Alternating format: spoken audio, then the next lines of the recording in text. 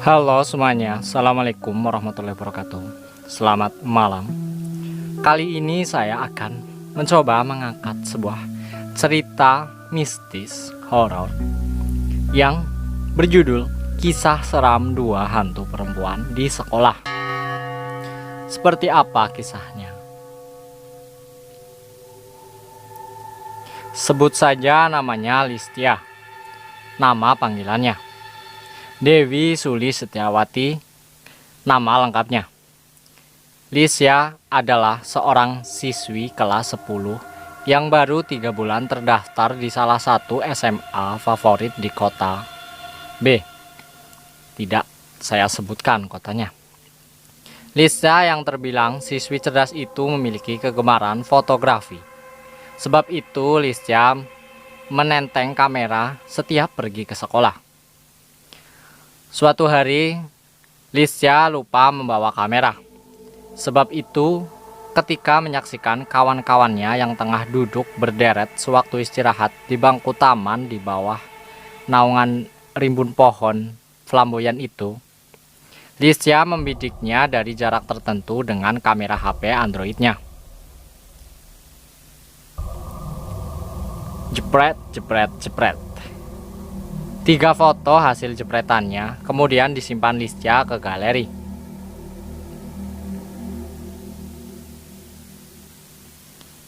Sepulangnya dari sekolah, di rumah, ketika foto figur kawan-kawannya dengan latar belakang pohon flamboyan yang tersimpan di galeri HP Androidnya itu ditransfer Listia ke harddisk laptopnya melalui kabel data.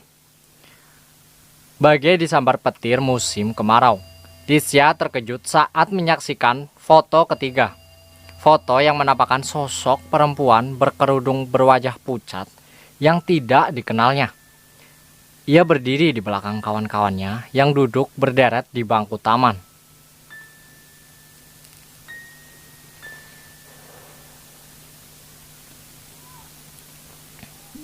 Penampakan hantu perempuan berkerudung pada foto itu ditunjukkan Listia pada kedua orang tuanya. Lain dengan ibunya yang sangat ketakutan saat melihat foto itu. Ayahnya yang bekerja sebagai wartawan foto di salah satu surat kabar itu sangat tertarik dengan foto itu. Tapi ia ingin merahasiakan foto itu. Sungguh pun banyak orang tahu bahwa sekolah di mana Listia belajar itu merupakan sarang hantu. Usai menunjukkan foto penampakan hantu yang diyakini sebagai penunggu pohon flamboyan di taman sekolahnya pada kedua orang tuanya itu, Listia memasuki kamar untuk istirahat. Sekitar jam 14.30, Listia yang telah terbangun dari tidur itu memasuki kamar mandi. Menjelang jam 15.00, Listia berangkat ke sekolah kembali untuk mengikuti pelajaran ekstrakurikuler tari. Selain selendang, Listia membawa kamera andalannya. Di aula yang terletak di lantai 2 sekolahnya, Listia beserta kawan-kawannya berkumpul untuk mengikuti pelajaran ekstrakurikuler tari dari Bu Windah. Bukan hanya teori, namun pula praktek. Ketika Santi kawannya mendapatkan giliran untuk mempraktekkan tari gambyong, Listia mengabadikan dengan kameranya. Sebelum sempat membuka hasil jepretan yang telah tersimpan di kameranya, Listia mendapatkan giliran untuk mempraktikkan tari yang sama. Menjelang usai pelajaran ekstrakurikuler tari, hujan bagai ditumpahkan dari langit. Sebagian siswa yang membawa mantel nekat pulang. Sementara Listia beserta Bu Windah yang lupa membawa mantel harus bertahan tinggal di dalam aula sekolah itu. Karena hujan telah reda beserta datangnya senja, Listia beserta Bu Windah keluar dari aula, menuruni anak tangga yang terletak di antara ruang lab dan ruang guru. Sewaktu di teras ruang lab, Listia mendengar suara gamelan yang bersumber dari aula. Bu Windah mendengar suara gamelan itu. Ya, aku mendengarnya. Kita kembali aula, Bu. Nggak usah. Tapi Aku penasaran. Penasaran boleh, tapi kamu nggak usah membuktikan. Kenapa, Bu? Aku khawatir kamu nanti ketakutan. Bu Windah melihat kalau hujan mulai reda bersama lenyapnya suara gamelan itu. Mari kita pulang, Lis. Lisya mengikuti Bu Windah, melangkah menuju ruang parkir, di mana sepeda motor mereka berada di sana. Sesudah keluar dari pintu gerbang sekolah, mereka berpisah jalan. Bu Windah ke arah kiri, Lisya ke arah kanan. Sepanjang perjalanan pulang, Lisya terus teringat dengan suara gamelan yang bersumber dari aula yang biasa digunakan untuk belajar tari. Setiba di rumah, Lisya menyalakan laptopnya, menyambungkan kabel data dari kamera ke laptop. Sesudah foto Santi yang tengah mempraktekkan tari gambyong di aula itu diperbesar melalui Windows Picture dan Fax Viewer. Lisya terbelalak matanya. Sosok perempuan berambut panjang tergerai sampai ke pinggang dan mengenakan kebaya putih tampak ada di belakang figur Santi. Karena tak kuasa melihat foto itu, Lisya mematikan laptopnya tanpa shutdown. Langsung ditutup itu. Kelepak. Hampir kesiangan, Lisya terbangun dari tidur.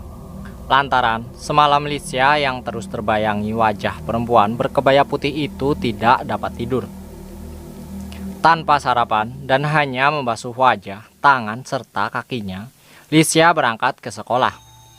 Untung baginya, sungguh pun sudah telat. Lisya tidak mendapatkan amarah dari Bu Siska, karena guru matematika itu tidak hadir mengajar. Menurut kabar, ia sedang menghadiri pertemuan keluarga. Selagi jam pelajaran matematika itu kosong, Lisya menghampiri Santi yang duduk di bangku belakang, memberitahukan tentang penampakan perempuan berkebaya putih di belakang Santi sewaktu praktek tari gambyong di aula yang terbidik kameranya. Mendengar pemberitahuan dari Lisya, bulu kuduk Santi sontak berdiri. Wajahnya tampak memucat. Jangan menakut-nakuti, Lis. Dari mana kau tahu kalau hantu perempuan yang berkebaya putih si penghuni aula yang sering dibicarakan anak-anak kelas 11? Itu ada di belakangku. Benar. Dari hasil jepretan kameraku yang aku transfer ke laptopku tadi malam. Kamu nggak bohong. Kalau nggak percaya, mampirlah ke rumahku sepulang sekolah nanti. Akan kutunjukkan foto itu kepadamu. Oke. Lisya kembali ke bangkunya ketika menyaksikan Pak Ratmadi, guru wali kelas, memasuki kelas. Anak-anak, berhubung hari ini akan ada rapat guru, anak-anak diperbolehkan untuk pulang, tapi jangan lupa, kalian tetap belajar di rumah. Waktu tes akan segera tiba. Bukan hanya Lisya, Santi dan seluruh siswa bersorak-sorai dalam hatinya. Bergegas Lisya berkemas, disertai Santi. Lisya yang telah meninggalkan ruang parkir itu pulang ke rumahnya.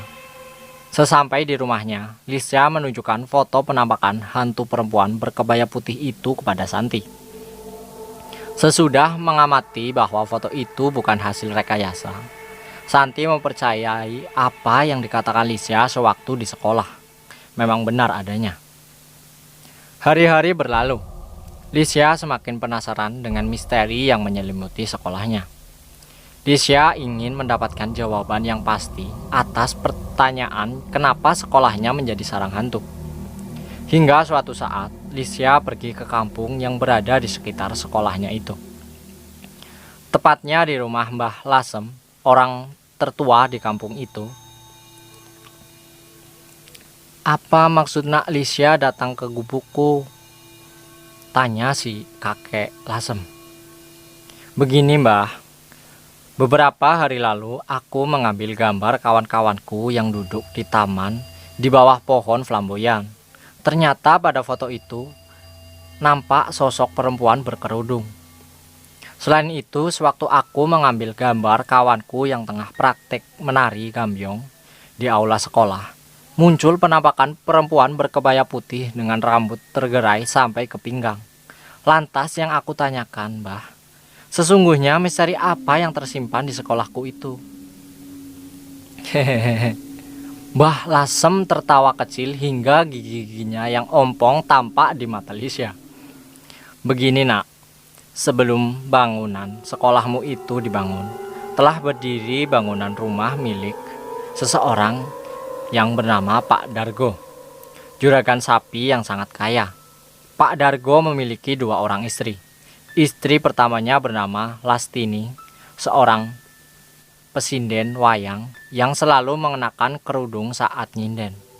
Istri kedua bernama Sumini, seorang penari tayub yang suka menari dengan mengenakan kebaya putih dan rambut panjangnya dibiarkan bergerai. Lalu sewaktu Pak Dargo lama pergi untuk menjual sapi-sapinya, kedua istrinya itu berselingkuh dengan pria lain. Mengetahui kedua istrinya berselingkuh, Pak Dargo berang, marah, tanpa berpikir panjang. Kedua istrinya itu dicekik lehernya hingga tewas. Nah, karena kedua istri Pak Dargo itu tewas dengan tidak wajar, roh mereka sampai sekarang masih berkentayangan di sekolahmu itu. Lantas, bagaimana dengan Pak Dargo, Mbah? Pak Dargo diseret ke pengadilan hingga tewas di penjara. Sesudah kematian Pak Dargo, tanah dan rumah milik Pak Dargo dijual oleh anak-anaknya. Kepada siapa tanah dan rumah itu dijual, aku tidak tahu. Satu hal yang aku tahu, rumah Pak Dargo dihancurkan dengan mesin berat. Tidak lama kemudian, berdirilah bangunan sekolah. Itu yang bisa aku sampaikan, nak. Mendengar penuturan Mbah Lasem yang menguak misteri hantu perempuan berkerudung dan perempuan berkebaya putih itu, Lisya merasa senang. Sepanjang perjalanan pulang, Lisya ingin mengabadikan cerita dari Mbah Lasem itu ke dalam sebuah novel horor, supaya bisa diperdengarkan kepada teman-teman. Dan kisahnya pun berakhir dengan demikian, semoga bermanfaat. Dan saya ucapkan terima kasih pada teman-teman yang sudah menyempatkan untuk menonton dan mendengarkan cerita ini sampai dengan selesai.